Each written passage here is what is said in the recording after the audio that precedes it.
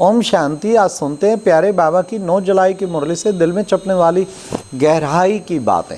आज की मुरली में बाबा ने योग पर कितना टेंशन खिंचाया।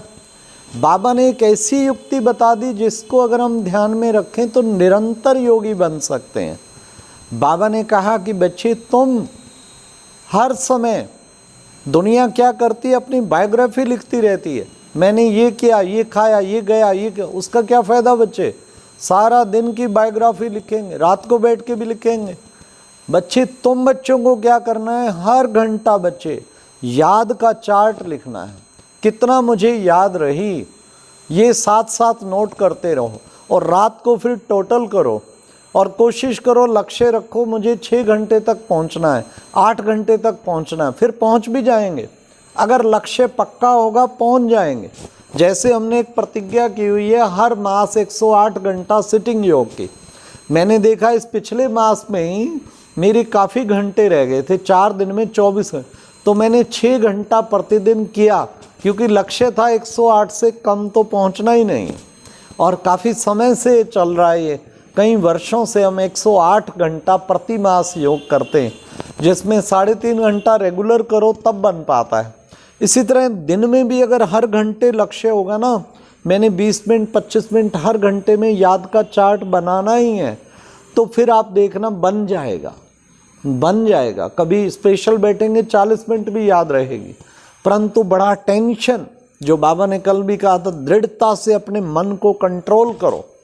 तो योग का चार्ट अच्छा हो गया तो फिर बहुत शक्तिशाली बन जाएंगे। आज बाबा ने कहा याद अच्छा करेंगे तो बच्चे विक्रम विनाश होंगे। अगर बच्चे याद कम करेंगे तो पद भी कम मिलेगा और मानी मोचरा, टुकड़ा रोटी टुकड़ मिला, और फिर बच्चे मोचरा भी सजाएं भी खानी पड़ेंगी। इसलिए बच्चों को याद अच्छी तरह दिल से करना है। आज बाबा ने कहा वृक्षपति डे, आज सतगुरु वार है, तो बाबा ने सतगुरु का वार भी बाबा ने कहा सच्चा सच्चा सर्व का सदगति करने वाला सतगुरु तो शिव बाबा है। देखो बच्चे, तुम्हारी अब वृक्षपति की दशा बैठी हुई है। आधा कल्प राहु की दशा थी, अब वृक्षपति की दशा बैठी है, क्योंकि मैं हूँ इस सृष्टि, मनुष्य सृष्टि का चैतन्य बीज रूप। फिर बाबा ने कहा देखो बच्चे, बाबा तो ज्ञान का सागर भी है। सबसे पहले बच्चे देव और देह के संबंधी सबको भूल आत्मिक निश्चय करो, मैं आत्मा हूँ। आत्मिक निश्चय से फिर बच्चे तुम्हें बाबा की याद भी रहेगी। निश्चय बुद्धि विजयंती, आत्मिक निश्चय जितना करेंगे तो बाप की याद में रहेंगे, शक्तिशाली बनेंगे। बाबा ने कितना सुंदर बताया कि बच्चे योग युक्त होने के लिए बच्चे ये पुरुषार्थ जरूरी है। देखो बच्चे, बाबा ने कहा देखो ये ड्रामा जो बना हुआ है ना, हाँ, देवताओं को अगर पता लग जाए हम गिरें तो उनका तो हो सारा सुख ही चला जाए। अभी तुम बच्चे भी थोड़ा सा तुम्हें ख्याल आता है, अरे हम इतना सुंदर स्वर्ग भोगने के बाद 2,500 फिर नीचे हमारा यही हाल होगा। बाबा ने कहा देवताओं का तो सुख ही चला जाए, इसलिए उनको ये ज्ञान नहीं होता, अब तुमको ये ज्ञान है। फिर बाबा ने कहा कि बच्चे तुम्हें, बच्चे बाबा ने विचार सागर मंथन करने के लिए कहा है। तुम्हें सर्विस की कितनी पॉइंट्स मिलती हैं, तुम्हें नोट करनी चाहिए, प्रदर्शनी लगाओ और उसमें फिर समझाना चाहिए। तो बाबा सर्विस की पॉइंट, वैसे भी रोजाना मुरली सुनते हैं ना, उसमें कुछ ना कुछ बाबा के बच्चों के लिए, ब्राह्मणों के लिए भी पॉइंट आती हैं, पर कुछ अज्ञानियों को समझाने के लिए भी आती हैं। वो पॉइंट बुद्धि में रख के दिन में कोई भी अज्ञानी मिले तो उसको वो सुनाना चाहिए, ज्ञानी मिले तो बाबा की पॉइंट सुनानी चाहिए। तो उससे क्या होगा, हमें बहुत ही अच्छा विचार सागर मंथन चलता रहेगा। आज बाबा ने कहा तुम्हें कितना खुशी होनी चाहिए, क्या स्वयं वृक्षपति बाबा मेरे सामने बैठा है, पढ़ा रहा है। वृक्षपति बाबा आया है हम सबको पढ़ाने के लिए, तो कितना ना बच्चों को खुशी होनी चाहिए। देखो बच्चे, तुम कैसे जो है आधा कल्प तुम पूज्य थे, फिर तुम आधा कल्प पुजारी बने। देखो स्वास्तिका बनाते हैं वो तो लकीरें खींच देते हैं, लेकिन वास्तव में उसका क्या अर्थ है कि 4 मुख्य धर्म है बच्चे, 4 ही उनके शास्त्र हैं। हाँ, बाबा कहते आधा कल्प बाबा का स्थापन किया हुआ आदि सनातन धर्म चलता है, और आधा कल्प में कितने धर्म आ जाते हैं। तो बाबा ने कहा फिर मैं वो आदि सनातन देवी देवता धर्म की स्थापना कर रहा हूँ। तो ये बच्चों को बुद्धि में पूरा ख्याल रखना है। आज बाबा ने कहा बच्चों को अच्छी तरह पुरुषार्थ करना है। अगर बच्चे पुरुषार्थ कम करेंगे तो घम चक्कर मचाएंगे। घम चक्कर माना क्या होता है? हाँ, कहीं भी कोई बात किया, ऐसा काम किया जिससे कईयों का कोई वास्ता भी नहीं, कितने डिस्टरबेंस कर दिया, कितना कुछ हुआ, तो ये ठीक नहीं ना। ये है घम चक्कर मचाना। हाँ, बाबा कहते हैं घम चक्कर कभी नहीं मचाना चाहिए। हाँ, कोई हल्ला मचा देना, कोई चीज़ ठीक ना हो रही हो, कहीं कुछ चोरी हो गया, हाँ, एक सेंटर पे कोई चीज़ चोरी हो गया, अब उसका बहुत ज़्यादा वो करना, तो बहुत राजौरी गार्डन में चोरी हुई, लेकिन वहाँ पूछा कि रिपोर्ट कराएं, तो सोचा पुलिस आएगी, सब घर वालों से भी पूछेगी, ये करेगी, इसलिए कहा नहीं कराओ। 1 लाख का चोरी हुआ जबकि। तो बाबा कहते कि बच्चे क्यों घम चक्कर इतना मचे, वो अच्छी बात नहीं है। हम कोशिश करें घम चक्कर से खुद भी फ्री रखें और अपने को, औरों को भी फ्री करें। फिर बाबा ने आज कहा कि बच्चे तुम हो, बाबा है ज्ञान सागर, तुम हो ज्ञान सागर की ज्ञान गंगाएं।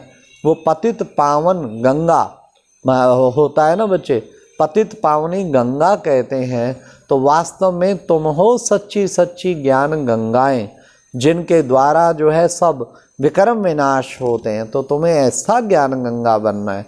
फिर बाबा ने कहा तुम बच्चे अपना तन मन धन अब बाप के ऊपर अर्पण करते हो। इन तन मन धन अर्पण करने से बच्चे तुम्हें 21 जन्मों का वर्षा मिलेगा। इसलिए बच्चे तन मन धन अर्पण करना है। सब कुछ बाबा का ही तो है।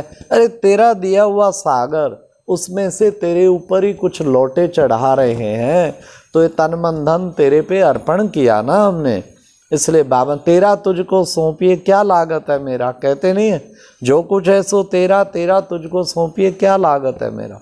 सच्चाई क्या है? जो कुछ है सो तेरा, तेरा तुझको सौंपिए दिल धड़कत है मेरा।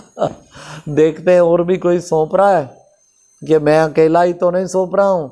बाबा कहते बच्चे तुम्हें देखना है तो बाबा को देखो, ब्रह्मा बाप को देखो, कैसे झट बलि चढ़ गया। आई तार अलफ की हुआ रेल का राही, अलफ को मिला अल्लाह बे को बादशाही। तो कितना बाबा ने झट फैसला करके फौरन बाबा के ऊपर कुर्बान हो गया। बाबा ने कहा ये ज्ञान यज्ञ रचा है, इससे बच्चे विनाश ज्वाला प्रज्वलित होती है, इसी में सारी दुनिया को स्वाह हो जाना है। ये है कि बेहद का बड़ा यज्ञ जो रचा है। बाबा ने कहा तुम ढीले होते तो यादव भी फिर ढीले हो जाते, इसलिए पुरुषार्थ बच्चों को अच्छी तरह से करना है। फिर बाबा ने कहा देखो बच्चे गाते थे, देवी देवताओं के सामने गाते, क्या आप सर्वगुण संपन्न 16 कला संपूर्ण संपूर्ण निर्विकारी मर्यादा पुरुषोत्तम हैं, तो और हम मूर्ख फल खलकामी। बाबा ने कहा ऐसे अपने को कहते हैं, लेकिन बच्चे समझते नहीं हैं। तुम बच्चों को अब समझना है अपने आप को। फिर बाबा ने आज की मुरली में सबसे मुख्य चीज़ बाबा ने कहा देखो बच्चे विरला कोई व्यापारी व्यापार करे। हाँ, गाया जाता है ना आत्मा परमात्मा अलग रहे बहुकाल, सुंदर मेला कर दिया सतगुरु मिला दलाल। अब बाबा आया है, सबका मेला बाबा कराता है, तो ये मेला बाबा ने आके कराया। फिर बाबा ने कहा कि बच्चे अतीन्द्रिय सुख पूछना है तो गोप गोपियों से पूछो। अब आके अतीन्द्रिय सुख बाबा गोप गोपियों को वो दिखा रहे हैं। फिर बाबा ने आज वरदान में खास कहा कि बच्चे क्या खुशी के साथ शक्ति को धारणा कर विघ्नों को पार करने वाले विघ्न जीत भवा। खुशी जो है ना बहुत इम्पोर्टेंट चीज़ है। खुशी रहती है, ज्ञान बांटने में रहती है और सर्विस करने में रहती है, पर इसके साथ बाबा ने कहा ये तो कमाया खाया गवाया, लेकिन शक्ति की धारणा करो, जमा का खाता हो। फिर उससे क्या होगा, तुम्हारे विघ्न सारे एक एक करके सब विघ्न विनाश हो जाएंगे और तुम विघ्न जीत बन जाएंगे। आज की मुरली में स्लोगन था, बाबा ने कहा कि बच्चे परिस्थितियों में घबराने की बजाय उन्हें शिक्षक समझकर पाठ सीख लो।